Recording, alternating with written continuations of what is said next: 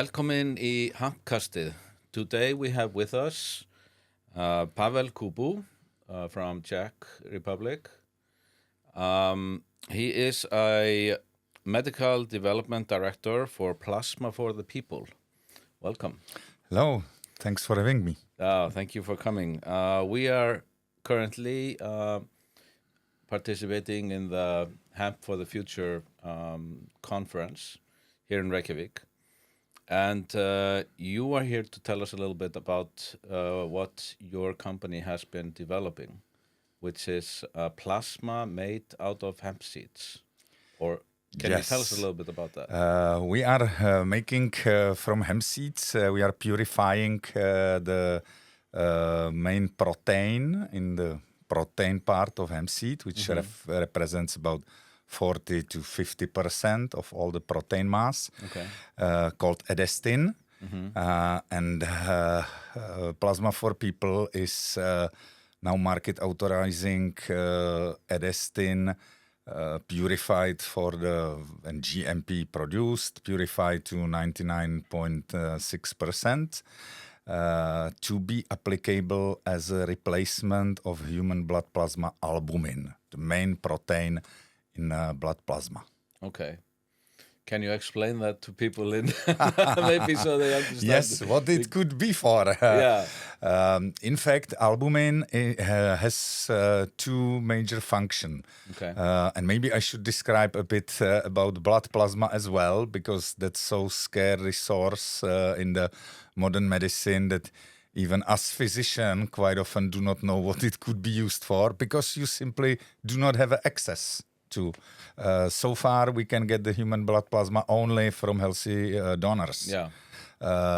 So from people, you get the plasma, and then you... And that's the part of the blood beyond the cells, the white or red cells, which represents about 55% of the all volume of blood, is the blood plasma. And... long story short, its main feature could be described as being the oil which enables the whole blood to circulate through veins. And so albumin, very important. Yes, albumin is,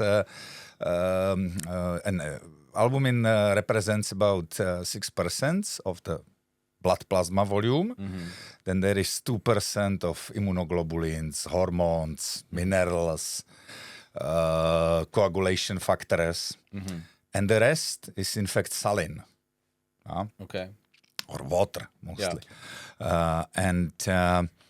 Albumin is having in fact two major functions in the circulation. The first one is it's the oncotic pressure balancer, and oncotic pressure, that's the pressure which keeps the homeostasis, the balance of our inner compartments, the circulation, the tissues, the cells, and enables that the water and nutrients are flowing the correct way, and then metabolites and waste is again flowing the correct way back to the veins and out from the body. Okay. If this is disrupted, of course, any issues or a lot of issues can happen. But albumin has got yet another important function. Contrary to energetic metabolism, where we all know that if we have too many sugar, it's transformed onto fat, and fat serves as a storage for the energetic needs of the body. If body needs, it consumes the fat, transforms it to sugars, and gets the energy. With proteins, we do not have any storage tissue. The albumin is the storage. Okay. So if human body gets into some pathological situation, as in aging society we are seeing more and more, for example, cachexia, the very fast losing of weight. Typically, seniors are suffering. And there's after COVID came up multiple studies showing that in fact many seniors were so badly affected by this infection, not by the infection itself, but by the fact that their body has lacking the proper amino acids, and it start consuming the blood protein albumin because it's the only storage the body has. But once you disrupt the homeostasis, then, pulmonary edema is the logic start of the severe decompensation.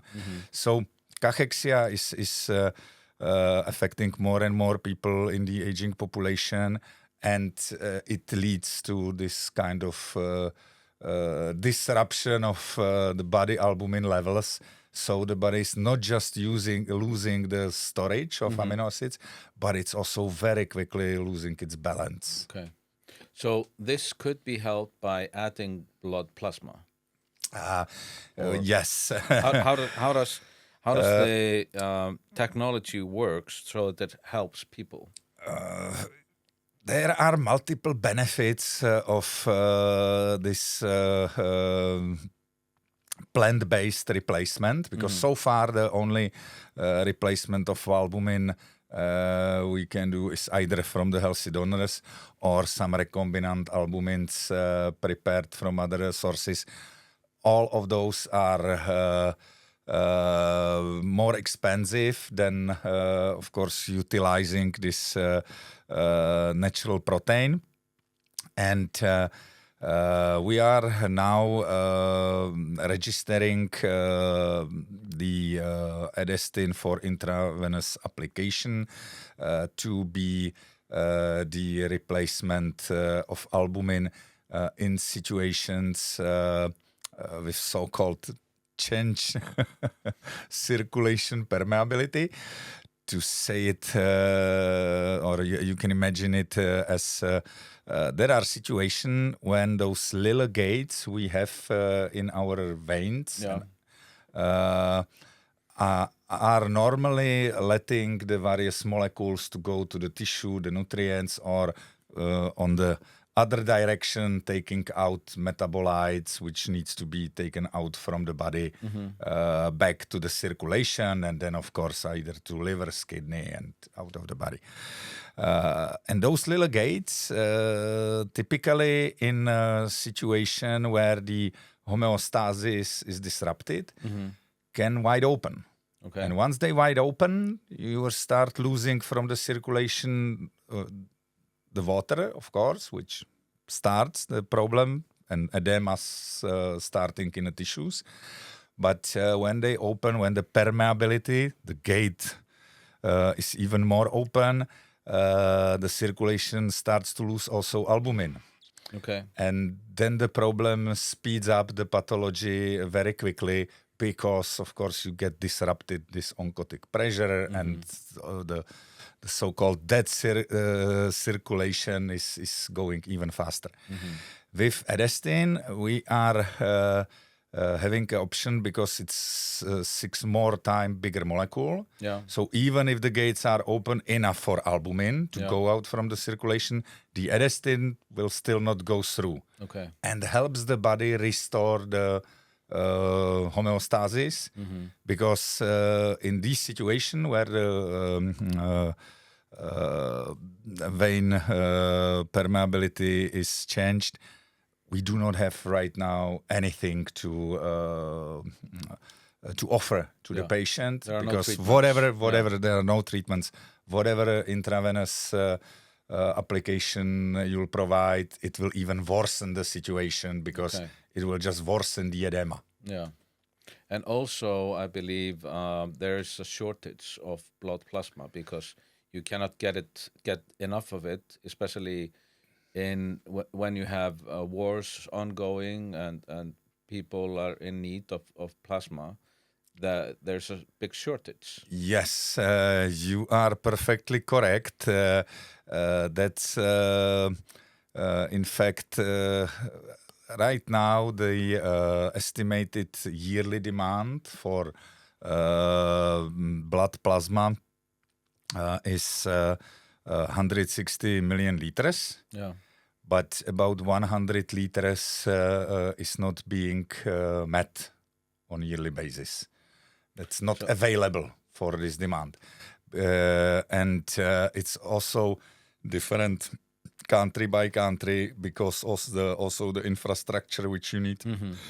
You have to have transfusion stations for the donors to give the plasma. So can you say that again? How much is needed? So you need 160... There is 160 is the million liters is 160 million of liters. blood plasma. Yeah, that is needed. It's needed, but 100 million liters are missing on a yearly basis. So we only have 60 million. Yes. Okay, and we need 100 million. 160?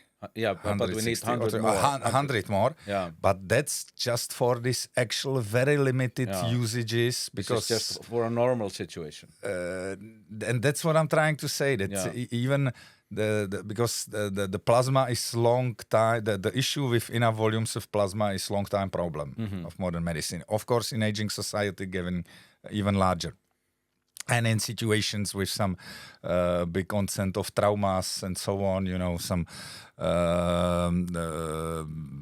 mass traffic accidents, trains and so on, you can even have like serious local disruptions of the shortage. And plasma is also used for cancer treatments, right? Or some. That's.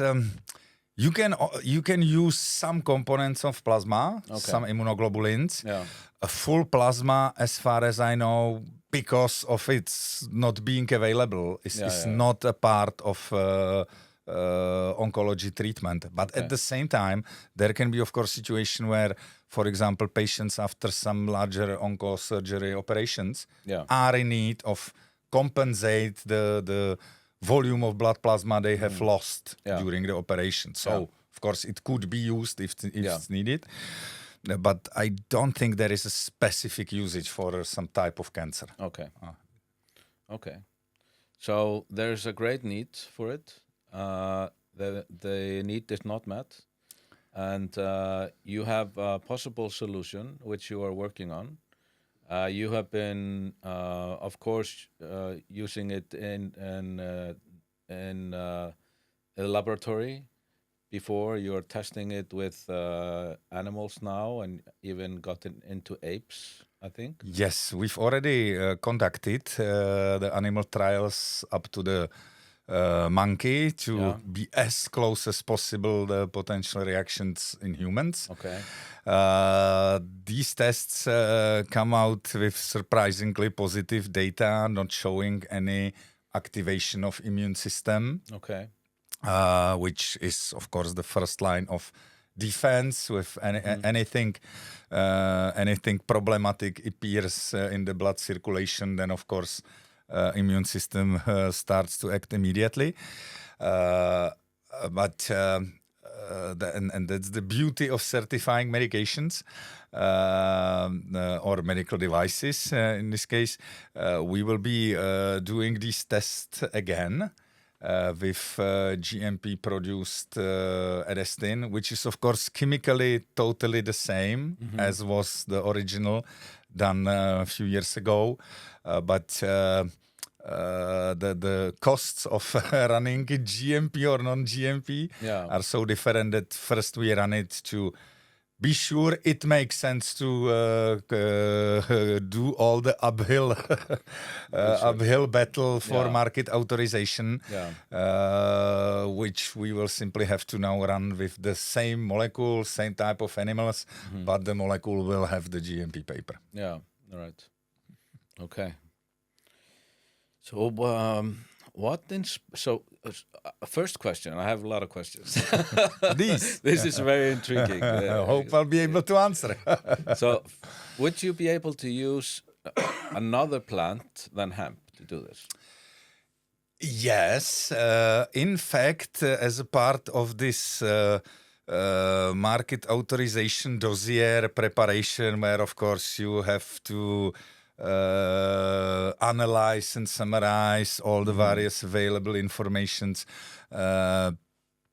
about the molecule, and edestin is pretty well known since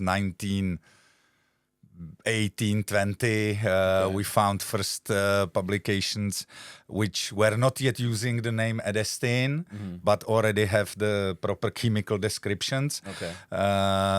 So AI we are using called Ontosite help us to find even such types of publication, which one of them study or analysis of Dr. O'Shaughnessy from 1914, published in Oxford Journal, was one of those which were not yet using the term edestine, but brings evidence that edestine is in fact the common ground for the traditional healing diet, connecting the Western and Eastern medicine. Okay. In Europe, since Middle Ages, we can find evidence in some, chronicles or some dukes' archives that whatever happened, either trauma or infection, the patient was always first offered mixed hemp seed mash. Yeah. To provide the body with protein and amino acids, which builds the protein. And despite, of course, our grandfathers didn't broke up the edestine down for the amino acid content, but they had through the ages the wisdom that this is what the body needs to support its healing processes. So they were using hemp seeds? Yes. Which they broke down in what? Typically dehulled and Alcohol. make some mash, a bit with either milk, water, to make it better digestible and flowing down. And O'Shaughnessy, in fact, make this connection to Asian medicine, where is also a traditional healing diet is macerated either rice or soya, not boiled, because once you boil it, you are changing the protein 3D structures. As we know it when we boil the egg, it changes the color, so of course it changes the structure and consistency. So he found out and described the time that it's probably because content of this very protein. And in rice and soya, the concentration of this protein is a bit lower than in hemp seeds, but it's still significant, around 10-15%. 10-15%, but in hemp seeds it's 40%. 40 to 50. 40-50, So it makes sense to use hemp seeds. Yes. Of course, Yes. Although here I have to add, the hemp seeds have to be dehulled.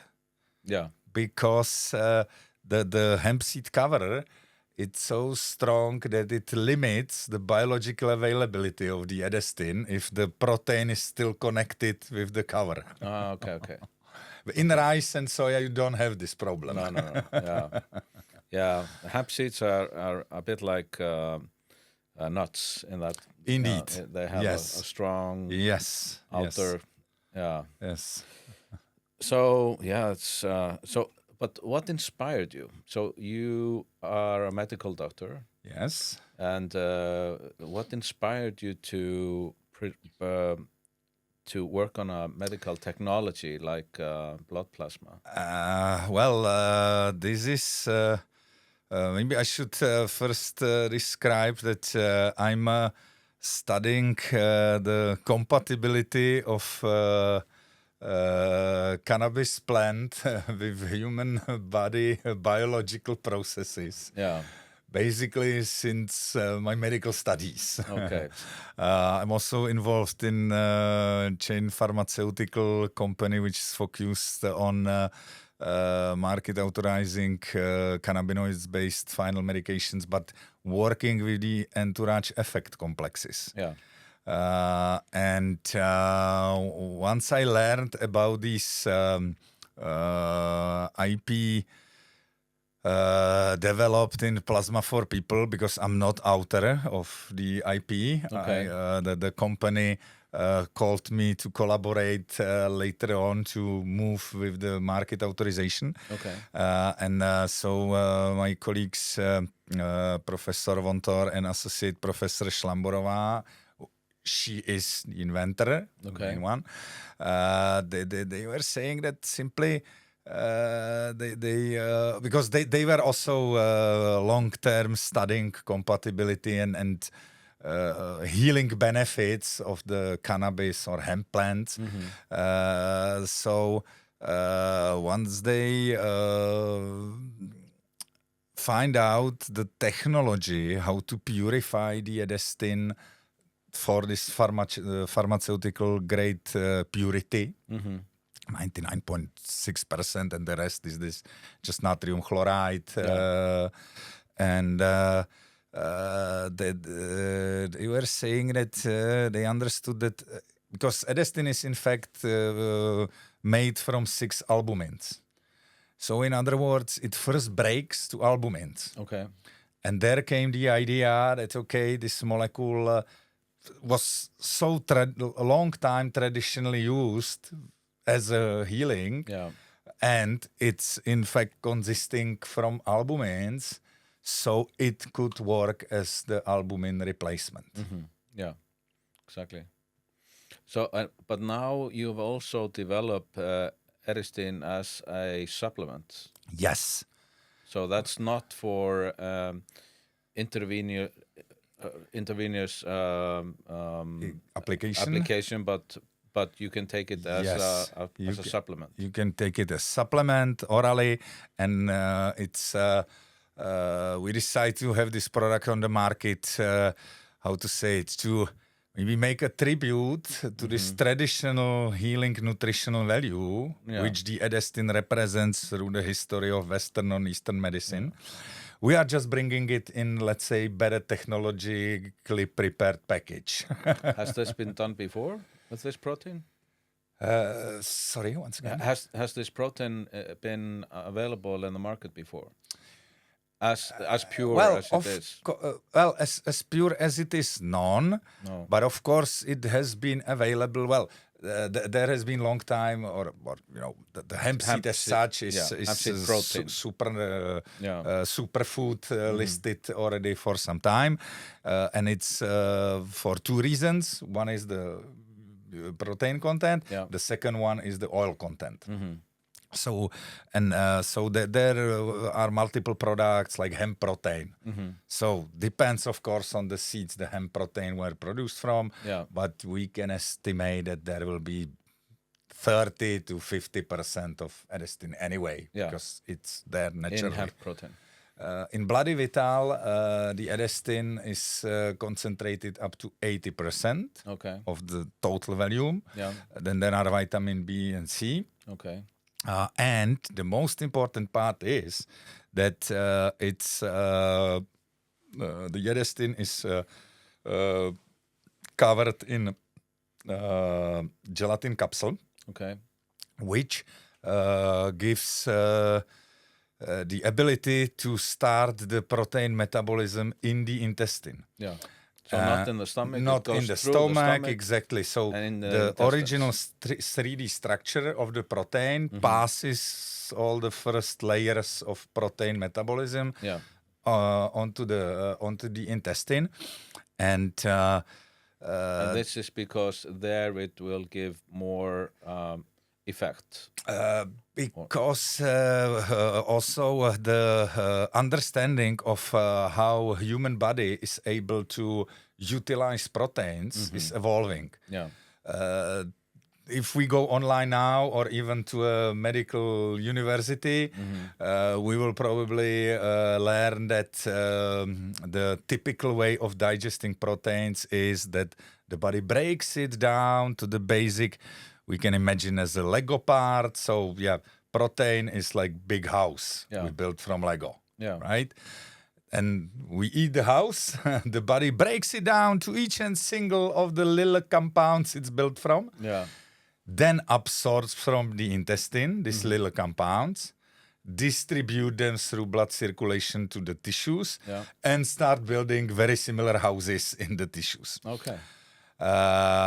But in last 2 decades, as there's also more exploration and tests happening in so-called third space, which is the basically non-visible but functional layer between the serosa in intestine and the muscle layer, where, for example, lymphatic nodes are starting.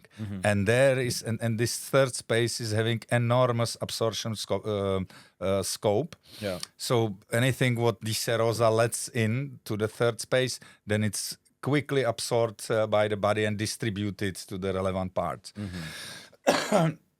And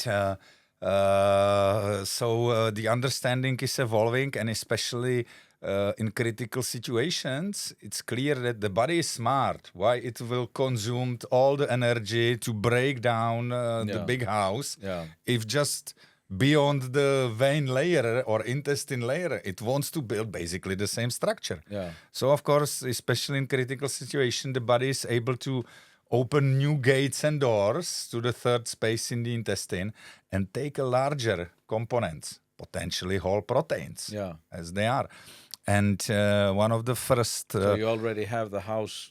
Yes, so you take the house or you take the whole doors. Why you will be breaking the doors for lock and the window and so on. If you anyway need the doors in your house.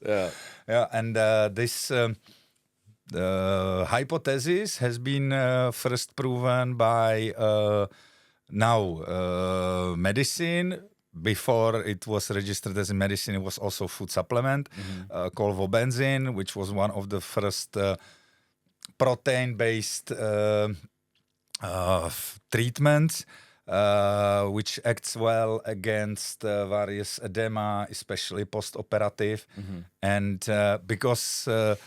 this hypothesis is against the actual paradigm in biomedicine that we first need to break it for amino acids and then we utilize the amino acids to build the same structures again. It was also at the beginning facing multiple pushbacks, but surprisingly, surgeons were the first one bringing to the expert tables the fact that we don't know how it works on the molecular level. We are just observing the effects. And it's clear that those who were taking this product, which was enzyme to help body act in edematic areas and break or lower edemas. So the surgeons were quickly seeing that it really works, that the people after operations are having less edema around the wound, faster recovery, less complications in the edematic wounds, and especially in elderly people. So they start suggesting themselves to the patients before it was registered as a medication that, if you are coming to operations, you are already in a risky population group. So you should add this to your post-operation food because it's decreasing increasing your body ability to heal. So, that's quite remarkable. You were in your talk. You said that this blood plasma could help in various situations, and one of the things you said was Alzheimer's.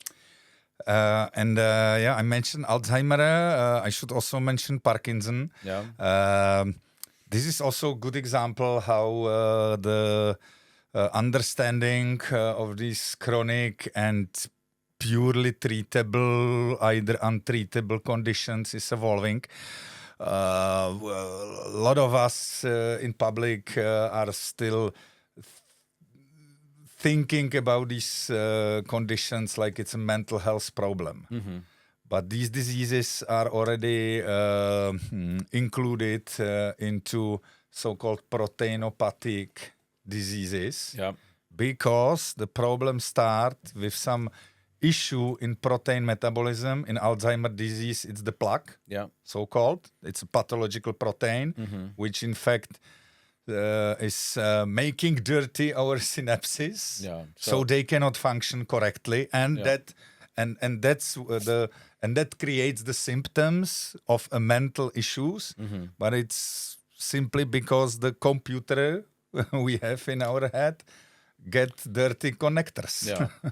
So it's basically like you have two neurons and they are constantly firing Yes. between each other, but then all of a sudden you Then have some this pathological protein, yeah, the you have plaque, something beta a amyloid. plaque here in between, so that Yes. the signals do not connect. Yes. And this is happening all over. Yes. And then the And brain. that's and the symptom we are seeing Yeah. is that the person start forgetting, Yeah. cannot remember, because the circuits, the neuronal circuits are covered by plaque and not able to transform the memories. The people still have the memories. Yeah, yeah. They are just not able to recall them. Yeah. It's the same like our hard drive. Yeah.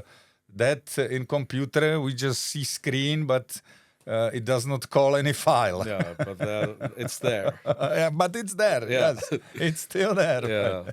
So how could blood plasma help in these situations where you have these terrible diseases and they are happening slowly but progressively, even in some cases, but and these are terrible diseases. My father and my mother both had Alzheimer's, and I watched them go through this, and this is horrible.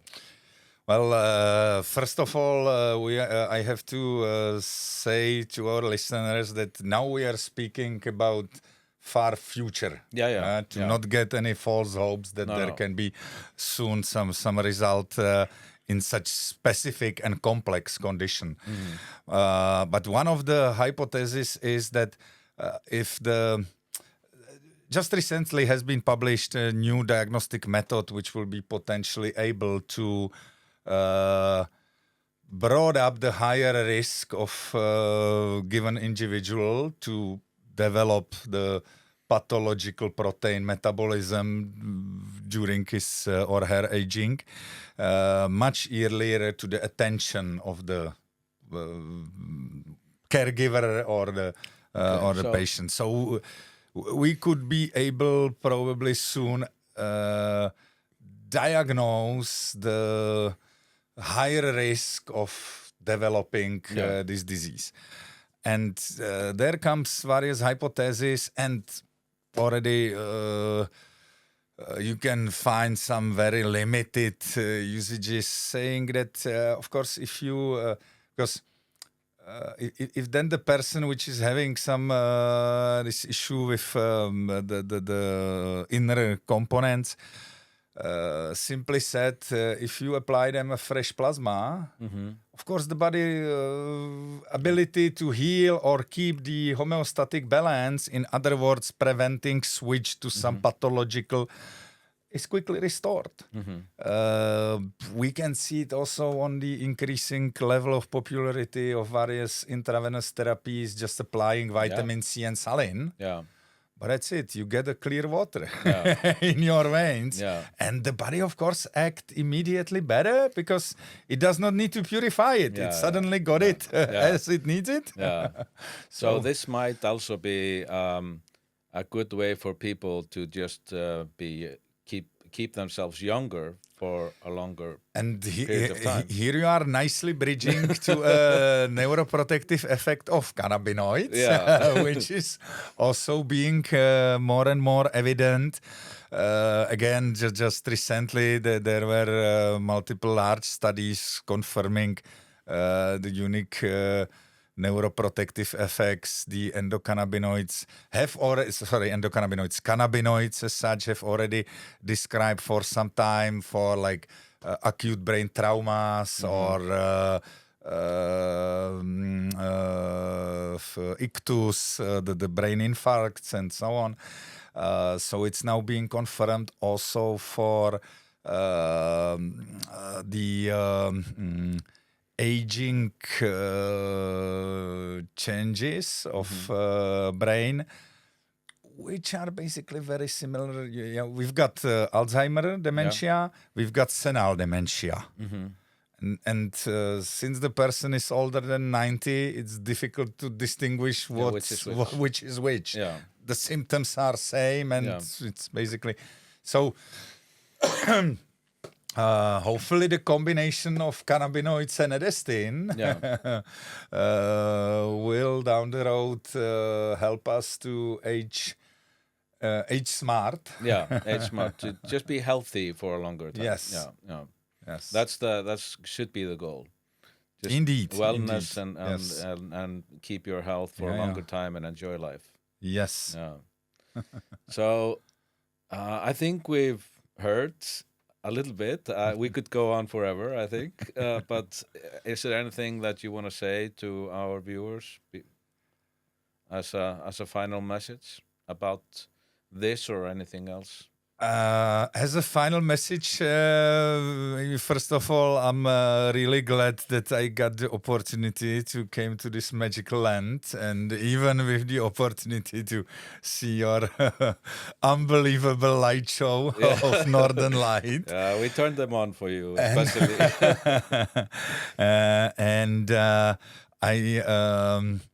Maybe it's not a message, it's kind of my wish or hope. As I spoke with the cannabis enthusiasts and hemp farmers here during the conference, I'm really curious to see how the unique soil and climate being here on the Lava Island will